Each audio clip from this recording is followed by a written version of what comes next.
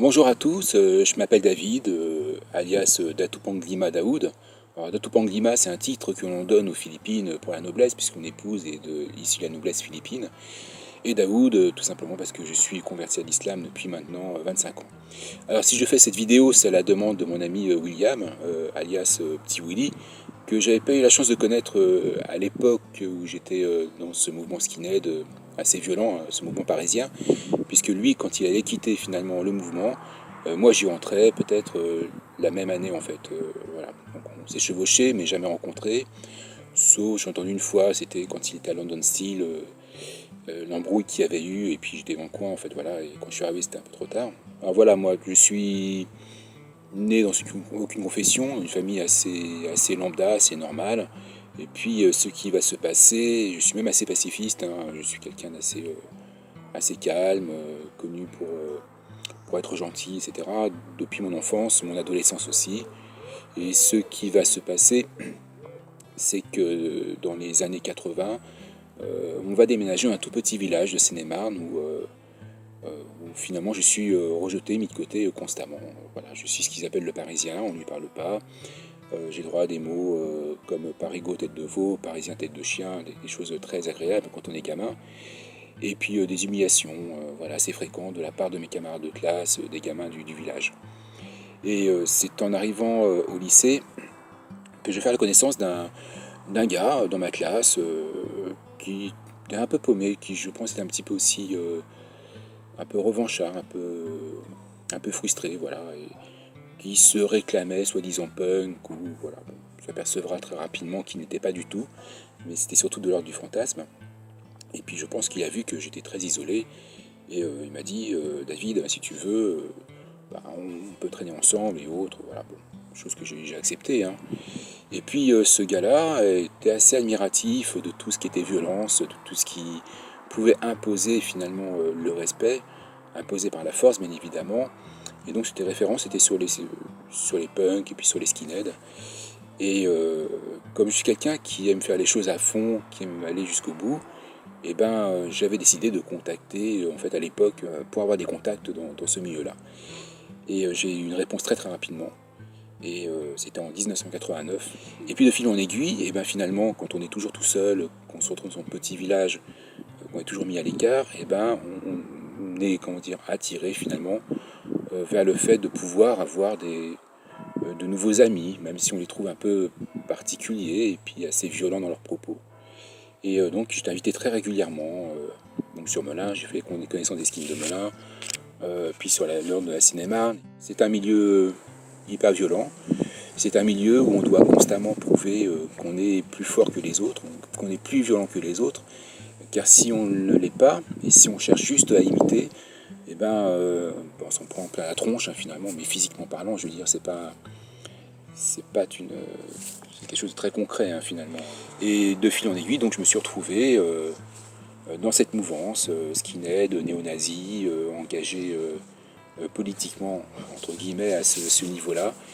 Et à finir par m'auto-conditionner sur ces idées qui n'étaient pas du tout les miennes, sur ces façons de faire qui n'étaient pas du tout les miennes, et finalement à prendre goût aussi à cette violence-là, à voir que finalement on est respecté parce qu'on est craint, qu'on peut régler toutes sortes de problèmes par ses poings et ses pieds. Euh, voilà, moi je me suis vu au boulot par exemple renverser le bureau de ma chef parce qu'elle ne m'accordait pas mes congés, des choses comme ça quoi.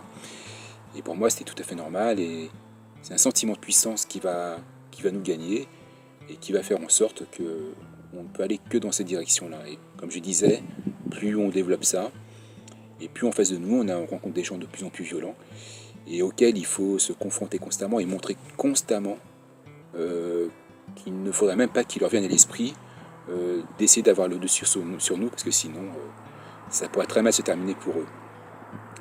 Alors j'en arrivais même à un moment donné à me trimballer avec un flingue sur moi constamment. Je traînais sur rue d'Assas, le Luxembourg, le parc du Luxembourg, sur Saint-Michel, c'était vraiment tout mon secteur. J'avais des réseaux européens puis même internationaux. Et c'est vrai que ça allait de plus en plus loin. Et puis j'ai vu certains de mes amis hein, que je trouvais sincères et qui étaient, quand je parlais avec eux, vraiment de cœur à cœur, qui étaient surtout des gens, des garçons, je veux dire, perdus en fait, hein, vraiment perdus, hein, qui à un moment donné se sont retrouvés là aussi un peu comme moi, un peu par hasard, ou parce qu'il y avait un manque quelque part dans leur famille, ou parce qu'ils se sentaient exclus, et qui finalement se retrouvent dans un engrenage dans lequel, au même type qu'une secte, on ne peut plus sortir à un moment donné, et où il faut constamment prouver qu'on est plus engagé que les autres, pour pas être bouffé. Et donc je me suis retrouvé à faire des choses voilà, dont je ne suis pas fier, mais qui ont participé finalement à ce que je suis actuellement.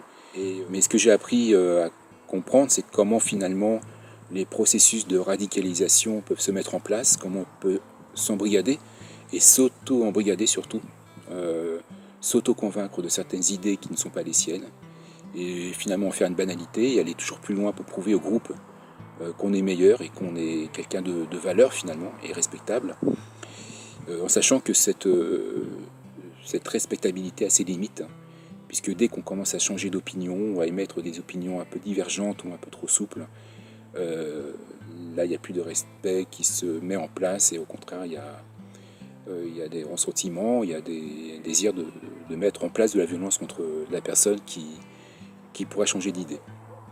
Finalement c'est un emprisonnement mental qui peut se faire à ce niveau-là.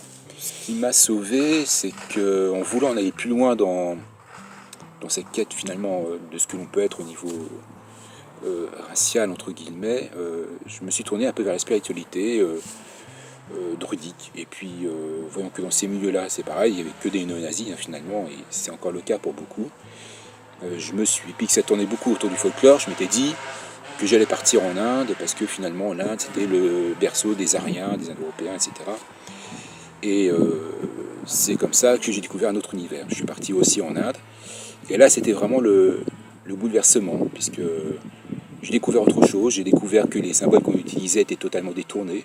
Et j'avoue qu'à un moment donné, je me suis aperçu que toute cette idéologie qui traînait dans ces milieux néo-nazis, qui utilisait aussi les textes védiques pour son propre compte, finalement, les exploitait dans le mauvais sens et leur faisait dire ce qui n'était pas vrai.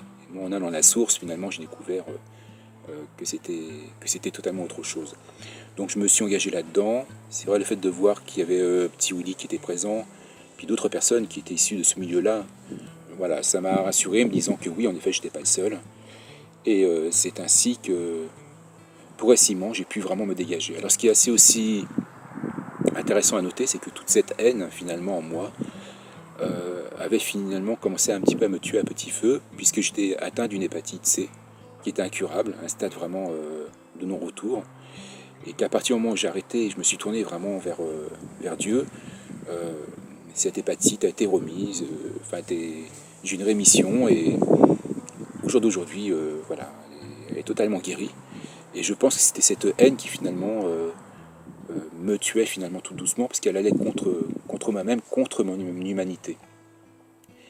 Alors c'est vraiment ce genre de choses que je voudrais faire en rejoignant notamment l'association de William, donc l'association Ahimsa, pour pouvoir aider, puis montrer aussi que malgré son passé, malgré l'embrigadement qu'on a pu subir, on est capable de changer, et puis surtout parce qu'on vient de ces milieux-là, qu'on peut mieux comprendre comment une personne peut être embrigadée, comment elle peut s'auto-embrigader aussi elle-même, et se retrouver dans une prison totalement mentale, avec des dangers physiques qui sont vraiment très très présents.